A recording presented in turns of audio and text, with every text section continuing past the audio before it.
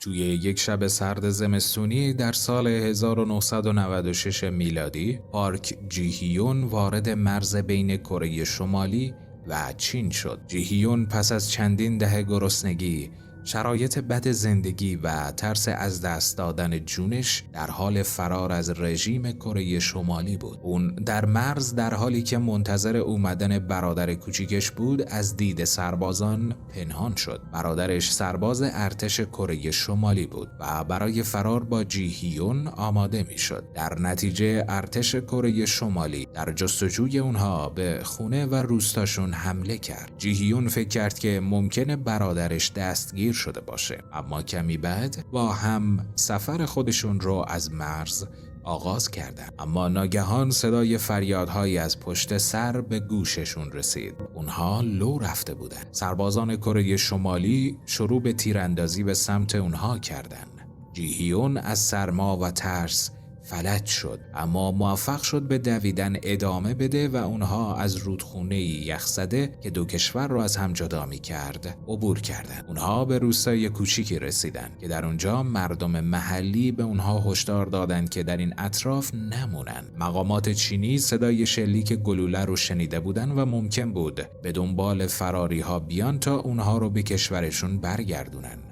یکی از اهالی روستا پیشنهاد داد تا با کسی که میتونه کمک کنه تماس بگیره. ساعتی بعد مرد اومد تا اونها رو برداره. اون ابتدا دوستانه به نظر میرسید، اما این مرد نیت وحشتناکی داشت. اون یک قاچاقچی انسان بود. جیهیون پس از فرار از کشوری که در اون خشونت و ظلم مداوم رو تحمل کرده بود، جایی که اعضای خانواده‌اش از گرسنگی می‌مردن، نمیتونست تصور کنه که سرنوشتش در آن سوی مرز تاریک‌ترین فصل زندگی اون شروع می شد. با قاچاق انسان، بردهداری و در نهایت به زندانی شدن در کره شمالی که در اونجا شکنجه شد و رها شد تا بمیره، اما به طرز معجزه آسایی زنده موند. اون چطور تونست این کار رو انجام بده؟ کره شمالی به دلیل خصومتی که با دشمنان و همینطور با شهروندان خودش داره بدنامه، به ویژه کسایی که به خاطر سرپیچی از دیکتاتوری زندانی شدن.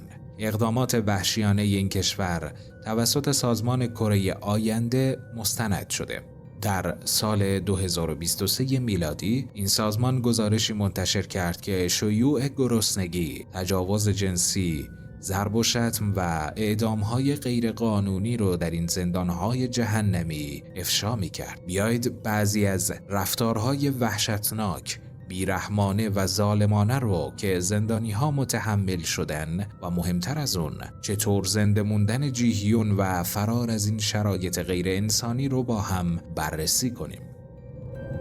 زمانی که قاچاقچی انسان جیهیون و برادرش رو گرفت، اون رو به یک مرد چینی فروخته بود که جیهیون مجبور شد با اون ازدواج کنه. اگه این کار رو نمی کرد، خطر گزارش شدن به پلیس و برگردوندن اون به کره شمالی رو داشت. اما وقتی به خونه جدیدش رسیدن، مرد از پذیرش برادر جیهیون امتناع کرد. اونها چاره‌ای به جز جدایی نداشتن. اما بعد از چند هفته توی خونه مشخص شد که جیهیون در نقش همسر نیست.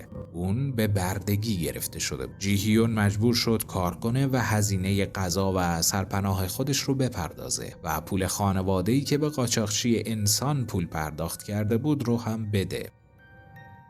اکثر مردم در این واقعیت تسلیم میشن، اما جیهیون میخواست به مبارزه ادامه بده. اون باید مبارزه میکرد. به این دلیل که جیهیون این کار رو فقط برای خودش انجام نمیداد. جیهیون باردار بود. به سرعت به سال 2001 میریم. جیهیون حالا یک پسر داره.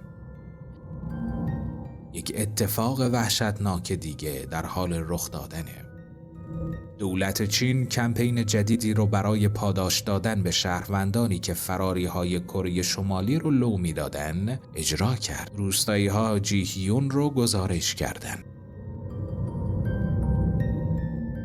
اون دستگیر و به کره شمالی برگردونده شد و پسرش رو همونجا گذاشت. بعد از بازگشت به کره شمالی اون رو به زندان فرستادن، جایی که مجبور شد با پای برهنه روی سنگ‌ها کار کنه و روی مدفوع حیوانات راه بره. اون در شرایط غیر انسانی زندگی میکرد. خیلی زود جیهیون مریض شد. نگهبانان زندان حتی زمانی که اون نمیتونست قسمت پایین بدن خودش رو احساس کنه اون رو درمان نمیکردن. متاسفانه به نظر میرسه که این کار در این کمپ ها رایجه. بر اساس گزارش سازمان کره آینده در سال 2023 بیش از 200 بازداشتگاه مانند این در سراسر کره شمالی وجود داره. این گزارش ها بر اساس حساب قربانی ها و تصاویر ماهواره‌ای نقشه برداری شده است. زندانیان سابق از گرسنگی، ضرب و شتم وحشیانه و عدم دریافت درمان پزشکی خبر دادند. زنان فاش کردند که توسط نگهبانان مورد تجاوز جنسی قرار گرفته و مجبور به سقط جنین شدند. بسیاری بدون محاکمه اعدام شدند. حالا برگردیم به داستان جیهیون.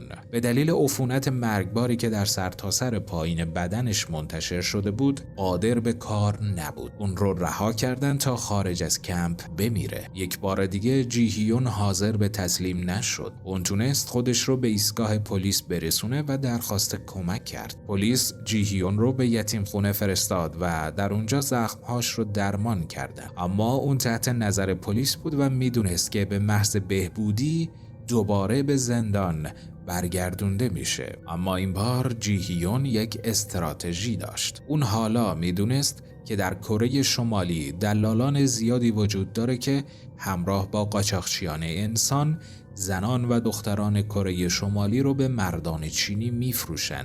بنابراین جیهیون به امید پیوستن دوباره به پسرش با قاچاقچی‌ها به چین فرار کرد. زمانی که اون با دلال و سایر افراد قاچاق شده از مرز عبور میکرد، ظاهر اونها برای یک راننده تاکسی سوال برانگیز شد. راننده تاکسی میتونست اونها رو به پلیس گزارش بده و جایزه بگیره. جیهیون تنها کسی بود که میتونست چینی صحبت کنه. جیهیون اوضاع رو مدیریت کرد و جون همه رو نجات داد. دلال از اینکه جونش رو نجات داده بود سپاسگزار بود. تصمیم گرفت اون رو نفروشه و به اون اجازه داد تا با پسرش تماس بگیره. برای اولین بار پس از سالها جیهیون آزاد شد. پسرش رو پیدا کرد و از روستا برد. اون در تلاش بود به سفارت کره جنوبی برای درخواست پناهندگی بره که با یک فراری دیگه از کره شمالی روبرو شد. اونها تقریباً بلافاصله عاشق شدن.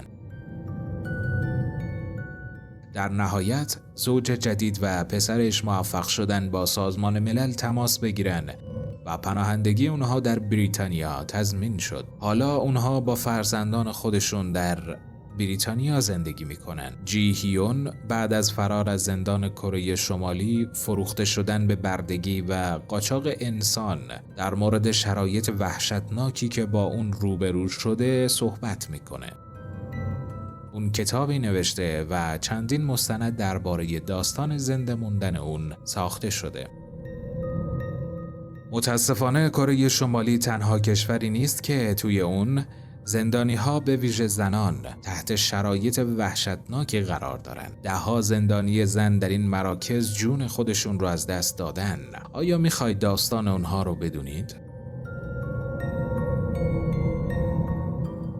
به این فکر کنید که در شرایط دشوار چطور میشه زنده موند. برای حمایت از لنز پلاس لطفاً ویدیوها رو لایک و کانال رو سابسکرایب کنید و همینطور نظرات خودتون رو در مورد ویدیوها به اشتراک بذارید.